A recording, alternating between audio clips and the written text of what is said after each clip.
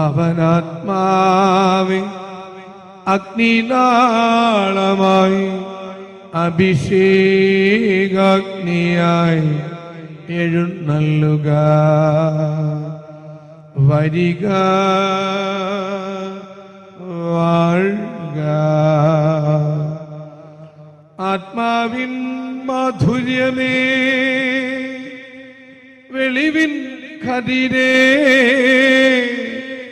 ആത്മാവിൻ തണുപ്പേ,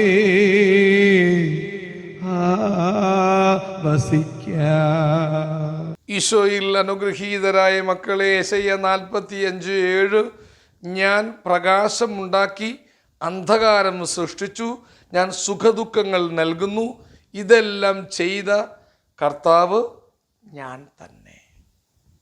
അഹങ്കാരത്തിൻ്റെയും അധികാരത്തിൻ്റെയും വാക്കുകളായി ഒരു പക്ഷേ നമുക്ക് വായനയിൽ ഒരു പ്രതീതി നൽകാമെങ്കിലും ഞാനാണ് നിൻ്റെ സർവ്വതിൻ്റെയും മേൽക്കോയ്മയുള്ള ദൈവമായ കർത്താവെന്ന് നിന്നെ പഠിപ്പിക്കുകയാണ്. വേറെ ഒന്നിലേക്കും തിരിയേണ്ടതില്ല. ഒരു പക്ഷേ ഇന്ന് കടന്നു പോകുന്ന ഈ ഒരു ചെറിയ സങ്കടത്തിൻ്റെ കടൽ ആസൂത്രിതവും അക്രമവും അഹങ്കാരവും അധികാര പ്രമത്തതയും വഴി നിനക്ക് മേൽ ചൊരിയപ്പെട്ട അനീതിയുടെ സങ്കടം, അധർമ്മം മേൽ പതിപ്പിച്ച ദുഃഖം, നീ കടന്നു പോകുമ്പോൾ ചിന്തിക്കൂ, നിനക്ക് സുഖദുഃഖങ്ങൾ തരുന്നത് ഞാനാണ്. നല്ല കാഴ്ചയിൽ, കണ്ണിൻ്റെ കാഴ്ചയല്ല, ആത്മാവിൽ നൽകപ്പെടുന്ന ഉൾക്കാഴ്ചയുടെ മുദ്രയിൽ നിന്ന് തിരിച്ചറിയണം. ആരെങ്കിലും ഒരുപക്ഷെ ഒരുക്കിയ കെണിയിൽ നീ വീണാലും കെണിയിൽ നിന്ന് നിന്നെ കരം തന്നു ഉയർത്തുന്ന ദൈവമായ കർത്താവാണ്. പ്രകാശമുണ്ടാക്കിയവനും ഇരുട്ട് സൃഷ്ടിച്ചവനും സുഖദുഃഖങ്ങൾ നൽകുന്നവനും ഇതെല്ലാം ചെയ്ത